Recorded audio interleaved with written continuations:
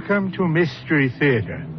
I am Hyman Brown. According to Pythagoras, anything that can happen to anyone, anywhere in the world, can also happen to you. I guess what the old gentleman was trying to tell us is that there's no custom so strange, no usage so foreign, no fate so unusual that it cannot suddenly pierce the protective barrier of the familiar behind which so many of us cower for safety. Why did you kill Georgiana Slater? I don't even know anyone named Georgiana Slater. Are these your clothes? Yes, but What were they doing in her house? I don't know. Is this your gun? Yes? It's the gun that killed her. Tell us the truth. I didn't kill her. I didn't know her. I never even heard of her.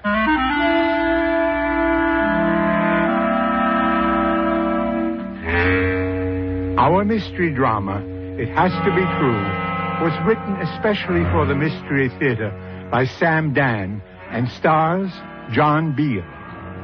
I'll be back shortly with Act One.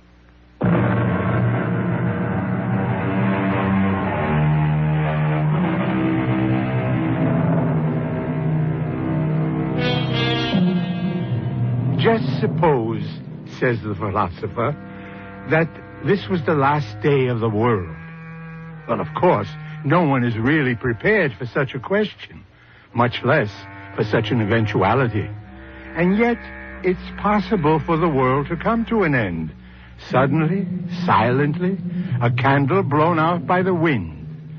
It happens just that way for so many people.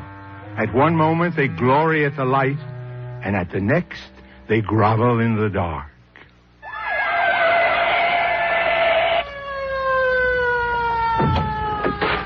Why'd you stop me, officer? Step out of your car, please. I wasn't speeding, I'm sure. Come out very slowly and keep your hands where I can see them. What's this supposed to be? Turn around. Lean forward. You mind telling me? Place your hands against the hood of the car. Hold it, officer. You don't have to search me like this. I'm not some criminal. I'm James Arthur Correll, assistant sales manager of Arcturus Electronics. We have instructions to pick up a James Arthur Correll who answers your description and is driving a gray four-door Aurora sedan. Pick up? What do you mean, pick up? You'll have to come with us, Mr. Correll. But I have to be in Chicago this evening. I'm sorry, sir. Officer, I have no intention of resisting arrest, but this is a mistake. If it's a mistake, it'll be straightened out. Mr. Corral, I'm Inspector Luther, homicide. Homicide? What does that have to do with me? The arresting officer has already informed you of your rights. What am I being accused of? Did you know a Mrs. Georgiana Slater?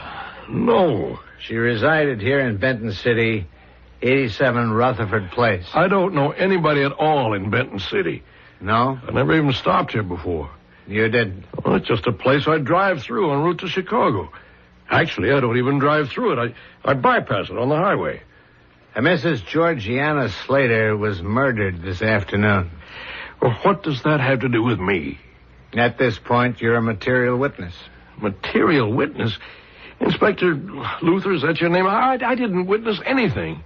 And I'm certainly not aware of any material that could be of any use at all. You deny you knew Mrs. Slater? Of course I deny it.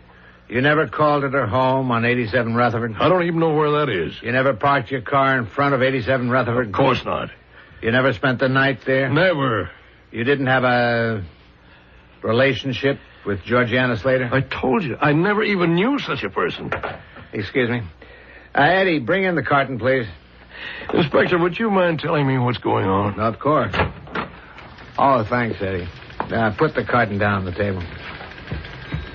Now, Mr. Corral, in this box are some items of wearing apparel. Those are my... This cardigan sweater. Can you identify it? It's mine. And these blue pajamas. This maroon robe. Look, all those things, they're mine. Where'd you get them? In Georgiana Slater's bedroom. Oh, no. No, there's no way they could have gotten there. No way, Mr. Corral? No. This thing, it's crazy. Inspector Luther, listen to me, please. I was driving north on the highway. For no reason, 2 officers in a police car stopped me, and they bring me here. I'm informed that I'm a material witness in a murder. Now, have I lost my mind? What's happening to me? All right, relax, Mr. Correll. Everything will be all right. I'm being made the victim of some frame-up.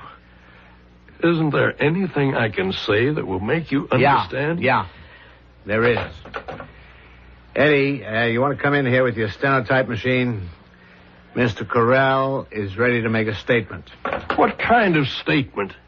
A confession. What am I supposed to confess to? The murder of Georgiana Slater. Now, believe me, you'll feel better. I have absolutely nothing to confess. All right. But we have absolutely everything we need. We've got your car parked at the house, your clothes in the closet, the letter from Mary Cortelyou. Who's Mary, whatever her name is, and what letter? Mary Cortelyou is the agony columnist, you know, the advice to the lovelorn editor, on the Benton City Daily Mail. Georgiana had written to her asking how she could get this married guy she was going with to leave his wife. And she got a letter back saying to give him the gate. So we've got some padding on the motive. She was ready to kiss you off. Well, that letter doesn't have to refer to me. Well, it describes you pretty well. And we've got the gun. What gun? Your gun. A .38 caliber Darnley Stewart revolver, serial number QH2354. Registered in the name of James Arthur Correll. Well, yes, that's my gun, but it's been lost. It's been my experience, Mr. Correll, that lost guns always turn up in, inconvenient places. Where was it found? Next to the body of Georgiana Slater. No, how could I have killed her? What are you doing to me? I'm innocent. And you're also very tired and upset. You need a good night's rest. Eddie, we're holding Mr. Correll. You mean I'm going to have to stay here? Overnight. Well, I'm entitled to a hearing before a judge. You're getting one tomorrow morning. I want to call my lawyer. Absolutely, he should be here. Well, I don't understand. What's happening to me?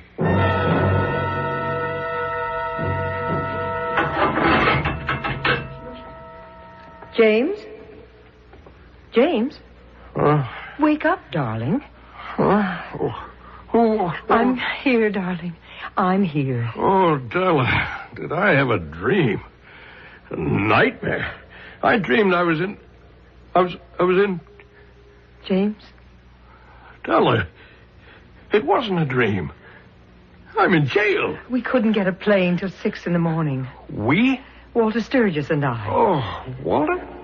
Well, I know you're not overly fond of Walter, but I can't imagine why. He thinks you're the salt of the earth. Well, I told you to call old man Paulson. He'd have the corporation attorneys defend me. Darling, you see, Mr. Paulson said that while he would certainly support you all the way down the line, it would have to be... How did he put it? What are you saying, Della? Off the record. It would not be prudent to emphasize your connection with the Arcturus Company. Oh, I see where this is going. I gave Arcturus 15 years of my life. I opened up the entire Middle West. And now that I'm in trouble... Dearest, Sellers and McIntyre are basically corporation lawyers. They don't have any criminal practice. And Walter is a top trial lawyer.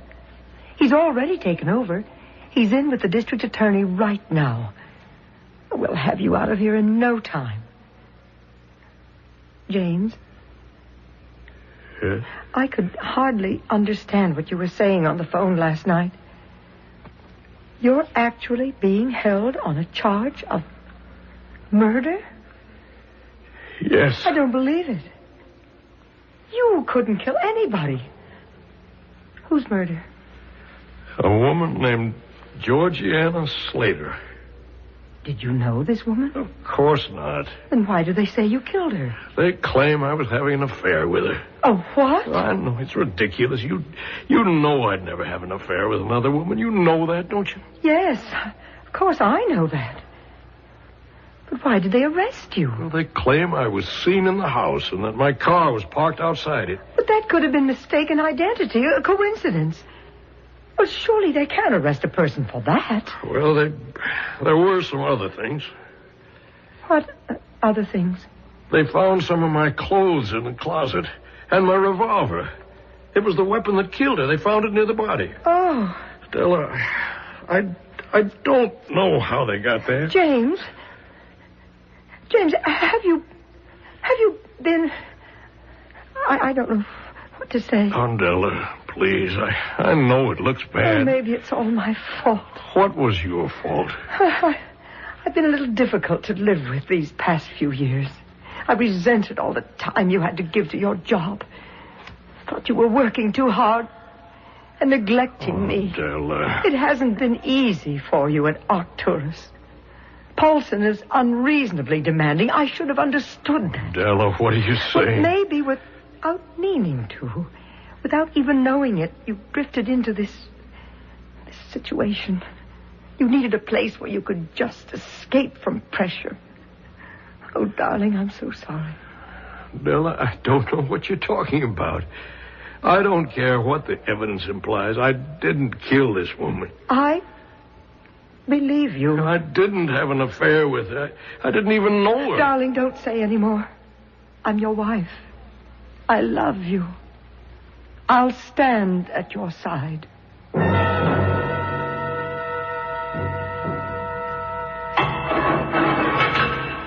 Thank you, officer. I'll call you when I want you. Walter, get me out of here. I can't get bail. But you said you'd try to work something out with the DA. The DA claims you jump bail and leave the country. Well, couldn't you convince him that I wouldn't? Now, his point is that you were a fugitive. You are running away. If after the murder you'd have given yourself up, well, that would prove that there'd be no risk in letting you out. Now, wait a minute. If after the murder I'd given myself up, who says I committed the murder? Oh, James. Do you believe I'm guilty? They have the gun and the ammunition. Well, I'm telling you I'm innocent. But they have your clothes in her house. Your gun on the floor by her dead body now. Now, how do you account for it? I can't. Now, there are certain cases you can't win unless your client adopts a mature attitude. Well, which means what? Which means you must realize that there's give and take. What do I have to give? You must admit that you were having an affair with her. But I wasn't. You've already been found guilty of that. In what court? In the most important court in the land. The court of public opinion. Now, deny the affair, and the jury absolutely will refuse to credit anything you have to say. You admit it, or at least they'll listen to you. But it isn't true. I spoke to Della. She forgives you. But there's nothing to forgive. James, you only have one way out. You were madly in love... No. Hopelessly infatuated with Georgiana Slater. Is everybody crazy? She was a beautiful woman, and you fell for her the way only a middle-aged man can. Walter, are you for me or against me? One day she became tired of you, and you lost your head. In a terrible fit of insane jealousy, you shot her. No, I did not. Why can't you believe me? I'm innocent. Are you? Really? Yes. How do you know? How do I know? I know what I did, what I didn't do. Could you have killed Georgiana Slater and not been aware of it? Could you have been carrying on an affair with her and not been aware of it? How could I have been unaware of it?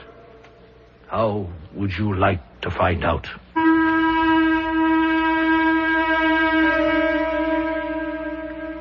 We should all like to find out. Here we have a man driving along, minding his own business, when suddenly he's taken to jail and accused of murder. And they have a whole battery of live evidence against him also. What's going for him? His own conviction that he's innocent. How's he doing so far? Not so good. We'll see how it goes in Act 2.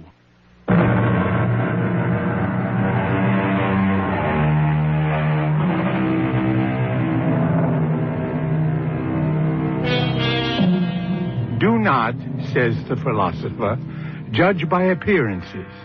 Very good advice, but seldom followed. The unfortunate part is we do judge books by covers, birds by feathers, and women by beauty. But is everyone with liquor on his breath a drunk? Is everyone caught with his hand in the till a thief? You see, all this has to do with circumstantial evidence, which is why so many lawyers get rich. You're saying I could have had an affair with a woman and be unaware of it? Exactly. And I could have murdered her and not be aware of that? Precisely. How's that possible, Walter? You can ask someone who knows.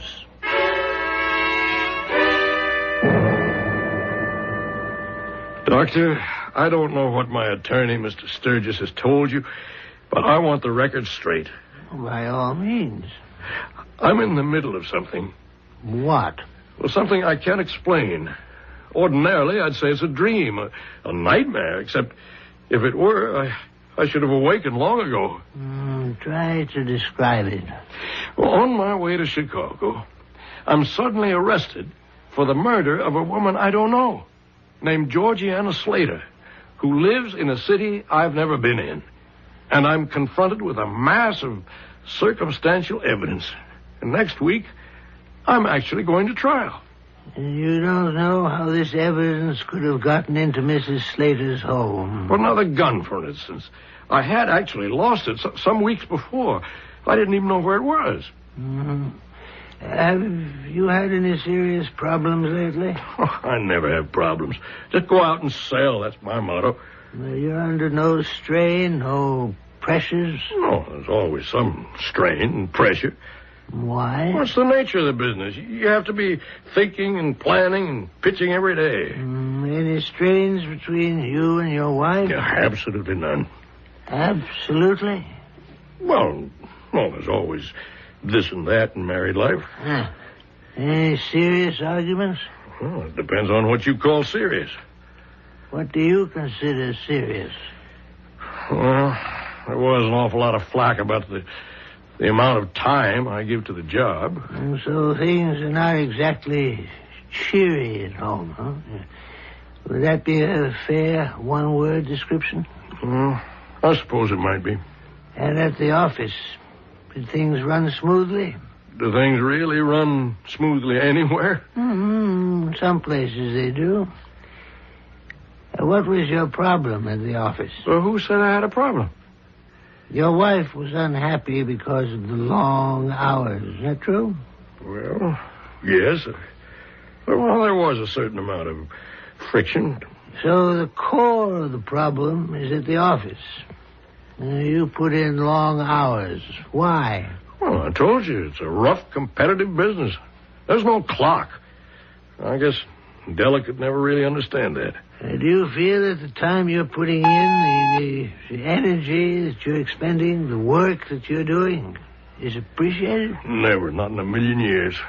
So you feel you're not getting the recognition, the compensation you deserve? Well, Doctor, nobody ever gets the recognition and the compensation he deserves. Oh, some people do.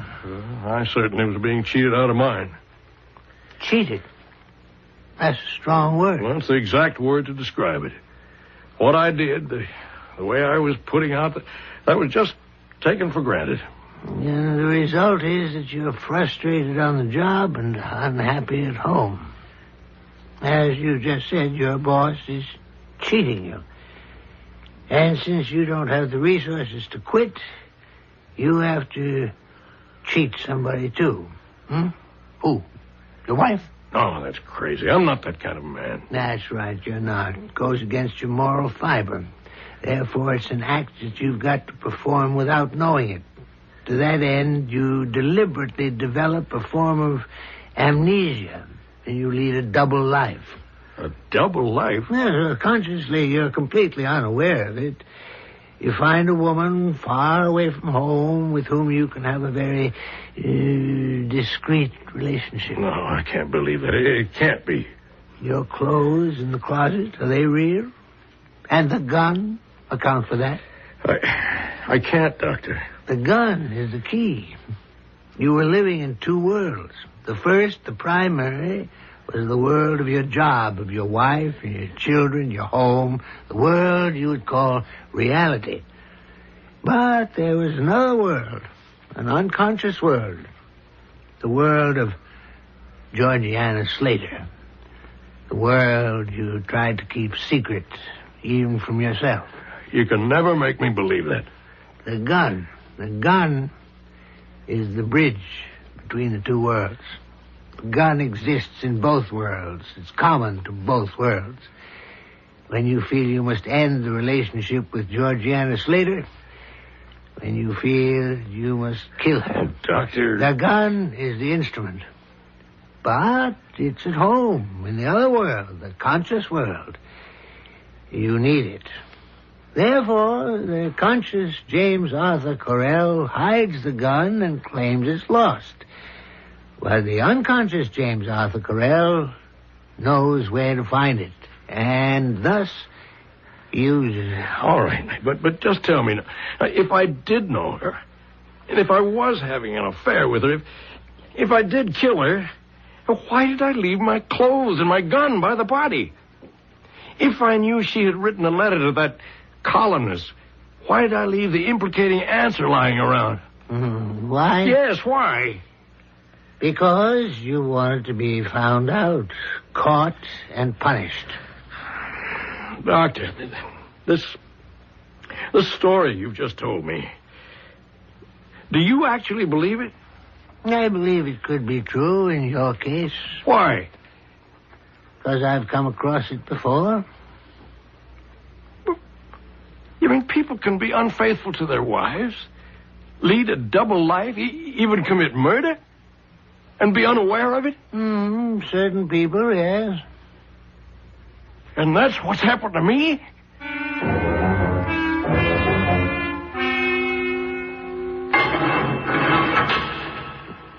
James, are you all right? Della, Walter, I don't know what to say. The trial is coming up. I realize, Walter. Della, there's something I have to tell you. I didn't want to plead guilty because that would be admitting to the world that I'd had an affair with another woman. That's between you and me, James. It's no one's business but ours. Well, how could I tell you a thing like that, Della? You'd never forgive me. James, if it were the other way around, would you forgive me? Yes. Why? Because I love you. And I love you, James. And we can work it out. Are you ready to believe you knew her and killed her? I don't know. It's just that everything points to it. Everybody insists on it. How long can I fight it? I guess it just has to be true.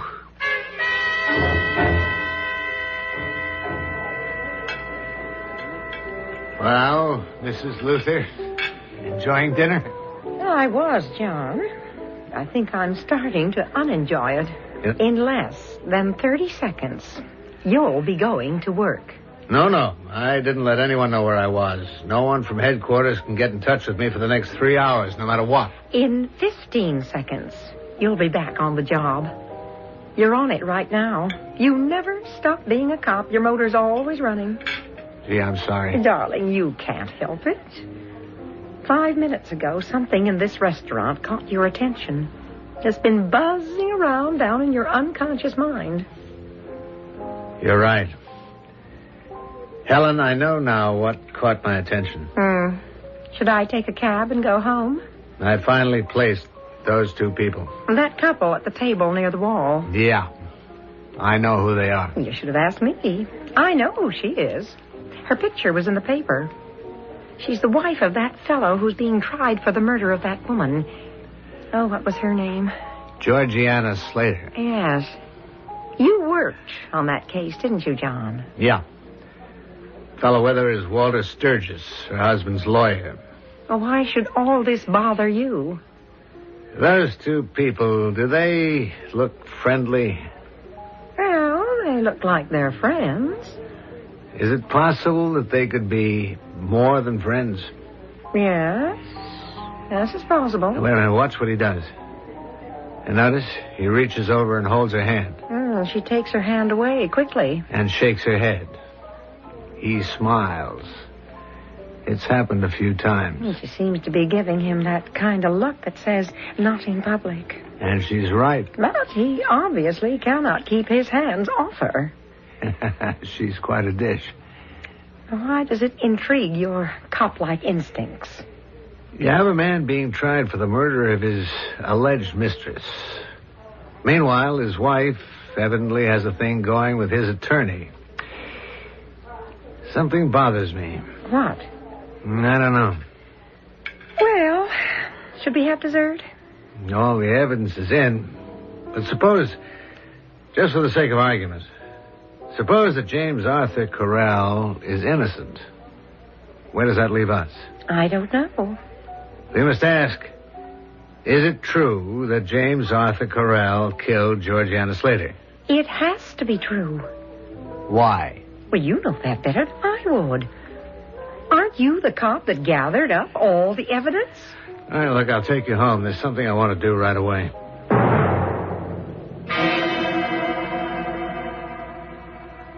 Remember me, Mr. Corral? Yes?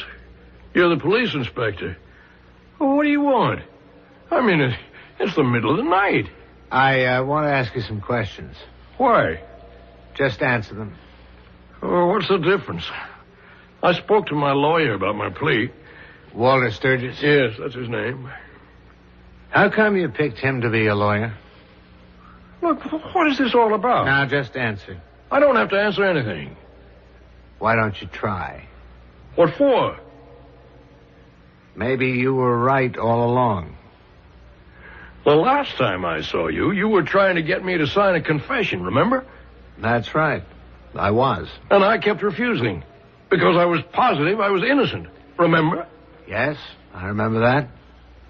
Well, I was wrong. About what? About my innocence. Well, what happened? Do you now admit that you're guilty? Look, this conversation is off the record. Yes, I believe I'm guilty. You were so sure you were innocent, you almost had me convinced. When I first questioned you, were you putting on an act? No, I believed beyond a doubt that I was innocent. And now, I believe I'm guilty. Why? Because it has to be true. Why does it have to be true? Because it's the only thing that makes sense.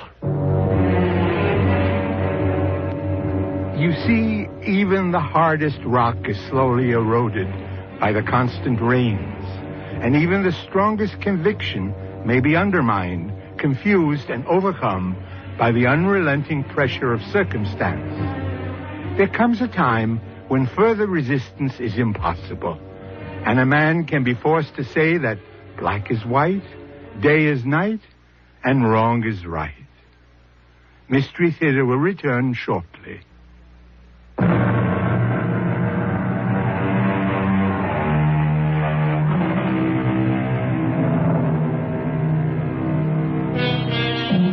You may find this hard to believe today, but 5 centuries ago, a man got himself into hot water by insisting that the earth revolved itself around the sun instead of the other way around, which was the accepted wisdom of the time. Well, if they could force Galileo to recant publicly what he knew to be true, what can we expect from James Arthur Corral, an ordinary, average, everyday middle-class citizen? Wait. You're telling me now that you're guilty, Mr. Corral? Well, isn't that what you kept telling me? I'm doing exactly what you said, Inspector. Don't fight it, you said. Well, I'm not fighting it. You and the psychiatrist said I could be guilty without knowing it. All right, I accept it. What more do you want? Do you accept it because your lawyer told you to, or do you really believe it? Look, I'm tired. It's late. Why did you engage Walter Sturgis to defend you? Why? He's a top criminal lawyer. Any other reason? Oh, he's Della's friend. Oh? And he's my friend, too. He was married to a girl Della went to school with. Later, they got divorced, but he stayed friendly with us. Why did they get divorced? Well, why is that important? Is it possible that this school friend of Della's became jealous of Della? Why should she be jealous of Della? Well, she may have thought Della was having an affair with Walter. Well, that isn't true. I mean, it isn't true that they were having an affair. All right, let us suppose, for the sake of argument, that you were telling the truth when you explained you were innocent. We now have some problems. How do we get the clothes into the house, the car parked outside, and, of course, the gun? The gun. Inspector, I'm convinced that there is no way they could have gotten there unless I'm guilty. But if you're not, somebody else is. Maybe you didn't do anything. Maybe you just drove from your house to Chicago and never stopped in Benton City at all. It's an 8-hour drive. I could get an early flight the next morning and be there in 58 minutes. Why drive? All right, why did you? Well, the conscious part of my mind says I hated airplanes. But is that the reason? Did I drive so that I could stop here and be with Georgiana Slater? I don't know anymore. I just don't know.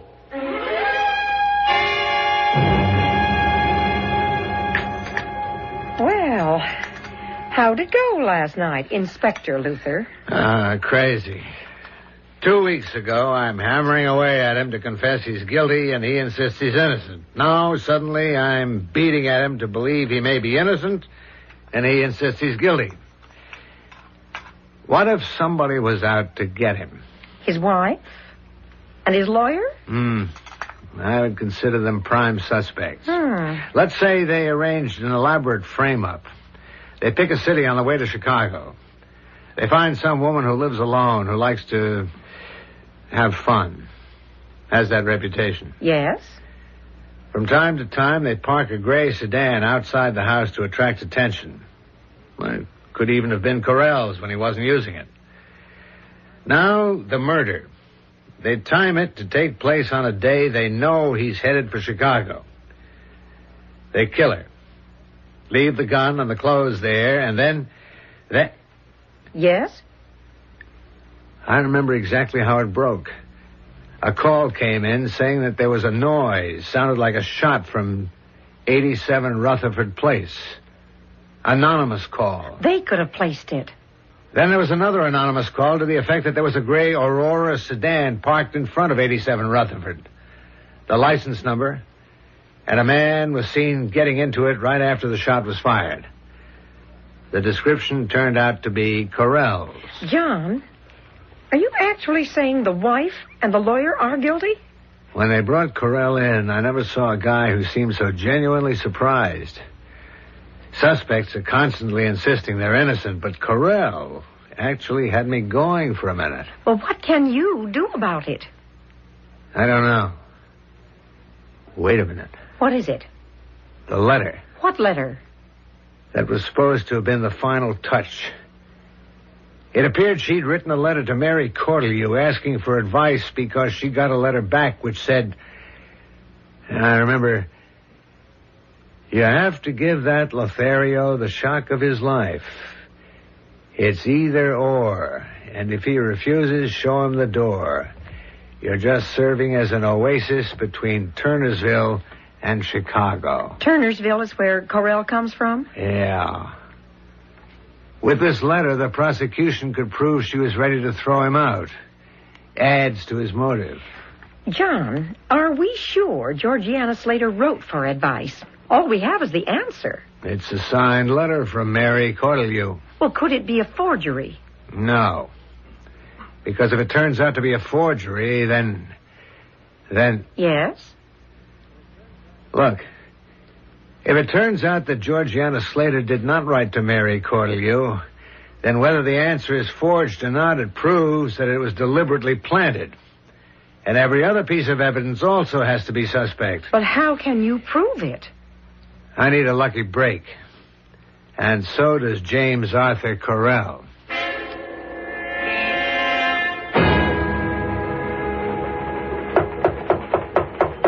Come on. I was told this was Mary Cortelyou's office. Who are you? Inspector Luther, homicide. Oh. Well, what'd you want to see Mary about? I'd rather discuss that with Mary. Is it important? What's your name? Bob Burley. You know where I can find Mary Cortelyou? Is this her office? Inspector, can I trust you not to blow the whistle? I'm Mary Cortelyou. What? Yeah. Mary wrote the column for years, but about a year ago she got sick and had to leave. Well, the name belongs to the paper, so I asked the publisher if I could take over. All right, Mr. Burley, I need your help. I want to ask you about a letter you wrote to a Mrs. Georgiana Slater. Yeah, go right ahead. You remember writing a letter to a Mrs. Georgiana Slater? Yes, Slater, why is that name so familiar? She was murdered. Oh. Do you, recognize this letter? Sure. You wrote it? Yeah, I wrote it. There's no chance it could be a forgery. Nope. Well, why should it be funny? It was in response to a question, then. Yeah, all of them are. You remember getting a letter asking advice from Georgiana Slater? You'd be surprised, but I remember everything. I'll prove it to you. I even have that letter she wrote to me. What? Do you save them? Oh, yeah, sure. Part of my permanent files. See, I put it in the A file under Affairs with Married Men. I'd like to show you how it's all cross-indexed. Oh, yeah, here we are. The letter from Georgiana Slater. May I see it, please? Mm-hmm. Dear Mary Cortelyou, I am madly in love with a married man from Turnersville. He drives to Chicago once or twice, sometimes 3 times a week, and stops here in Benton City to spend the night with me. He keeps promising to divorce his wife, but I'm afraid he'll never get around to it. Please tell me what to do. Georgiana Slater.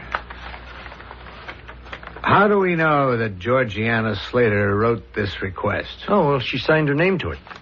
How do we know this is her signature? Well, why would anybody else write me such a letter? See, the letter happens to be typewritten. Is that strange? Well, yeah, in a way. Many of them aren't. I think people feel that such personal things should be in their own handwriting. Could you let me have a copy of this letter?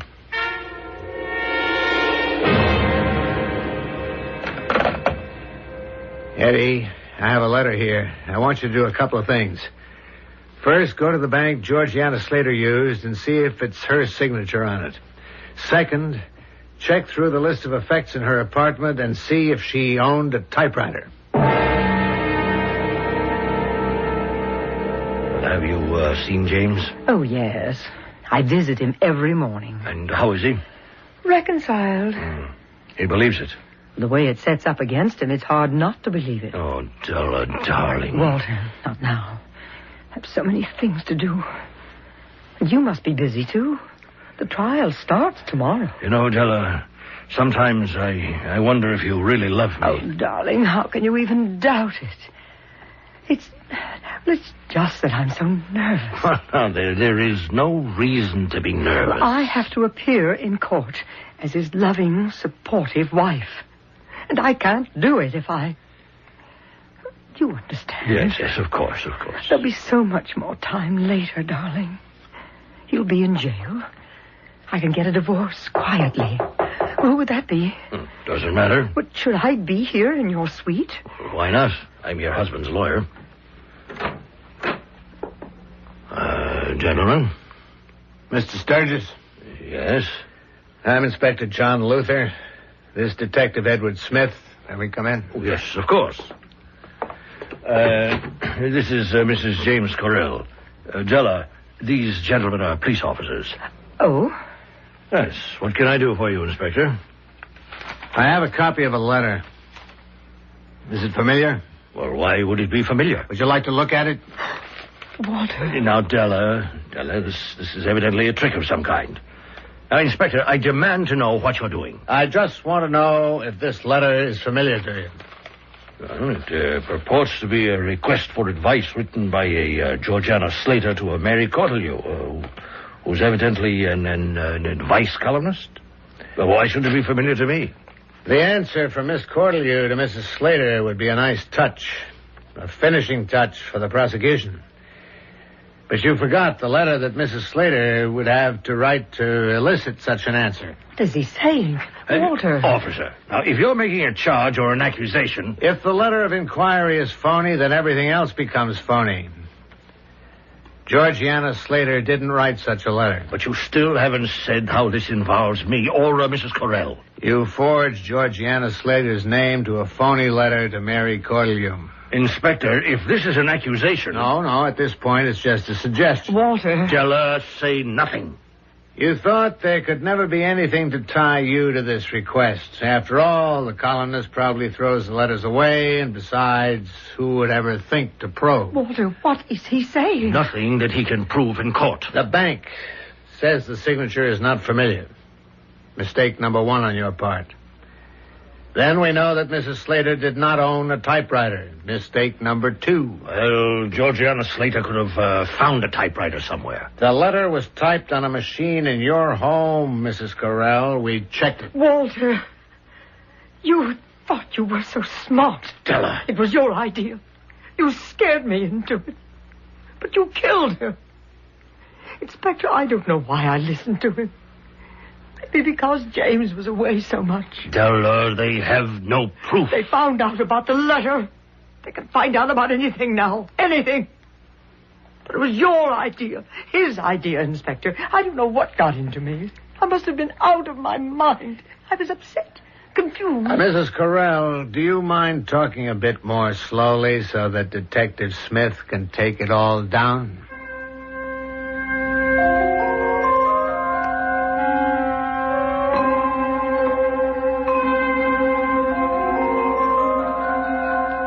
I'll be back shortly with a final thought.